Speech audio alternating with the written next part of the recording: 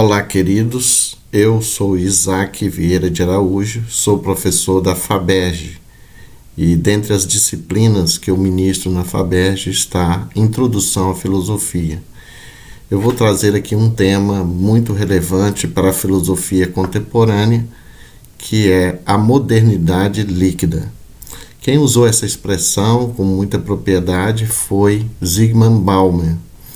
Zygmunt Bauman era um filósofo da contemporaneidade que utilizou esse termo para descrever a sociedade contemporânea. E ele vai usar esse termo modernidade líquida e quase todos os livros dele vai usar essa expressão que denota liquidez. Por que Bauman usa essa expressão? Porque ele entende que a nossa contemporaneidade é marcada pela liquidez em todas as áreas da sociedade. Ele diz no seu livro que a sociedade não é nada sólido. Aquilo que era sólido para a modernidade ou a pré-modernidade, como a verdade, a questão, por exemplo, da modernidade era o progresso, a evolução contínua. Isso se desfaz numa liquidez enorme em todas as áreas, política, das relações, das tradições, tudo se desfaz na liquidez. Isso significa que os relacionamentos não são permanentes. O homem contemporâneo vive nessa constante inconstância. Ele vive a certeza que ele tem, ele vai usar essa expressão no seu livro, a certeza que o homem contemporâneo tem é a incerteza. E não só Bauman, mas no nosso âmbito evangélico, nós temos um autor que escreveu muito bem também, eu quero apresentar a vocês aqui, Icabod, do Rubens Amorese, e esse livro é excelente, nossa área aqui teológica, muito bom de se ler, muito agradável a leitura, e ele vai descrever essa sociedade contemporânea baseada em 3 pilares, os quais são, ele vai dizer que essa sociedade contemporânea é marcada pela pluralização. E o que seria pluralização? Nós vivemos numa pluralidade de opções, de alternativas, e ele vai usar uma metáfora muito interessante, que é a metáfora do supermercado. Quando a gente entra no supermercado, ele não encontra só uma marca de um produto.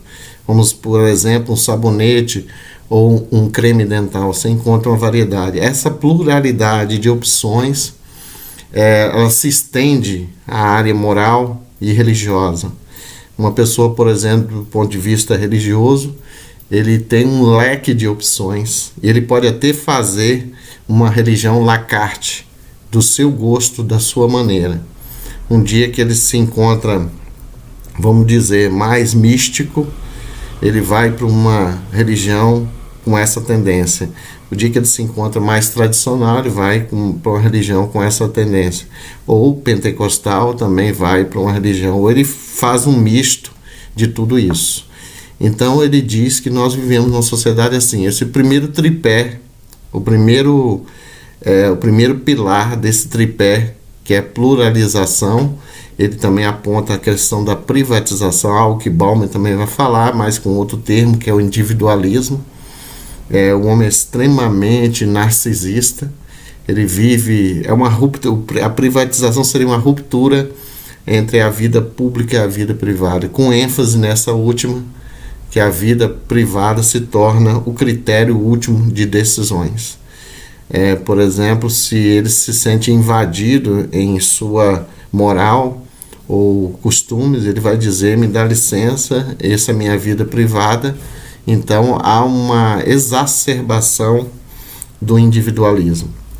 O outro pilar que o Rubens Amorese aponta no seu livro é a questão da secularização, atrelada aos 2 primeiros, porque a secularização é um processo que começou há muitos anos atrás, né? Vamos dizer aí com a Revolução Científica, a Revolução Francesa, a Revolução Americana, que faz com que todos os setores e áreas de conhecimento passa a ter a sua própria autonomia. Secularização seria isso.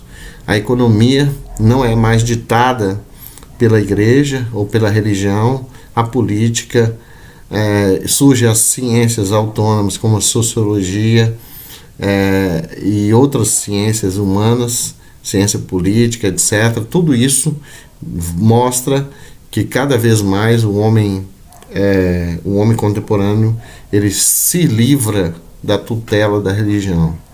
Mas tudo isso descreve o homem contemporâneo. A dele é de uma pessoa sem referências morais, sem referências existenciais e sem referências espirituais. Essa é uma descrição tanto do Balmer quanto do Rubens Amoretti, que podem ser aprofundadas posteriormente. Mas eu deixo aqui aguçar o pensamento para a questão da reflexão sobre a chamada pós-modernidade, mas por Balmer ele colocou a expressão modernidade líquida, porque ele entende que a pós-modernidade na realidade é uma extensão exacerbada da modernidade. Então fica aqui essa reflexão sobre a modernidade líquida.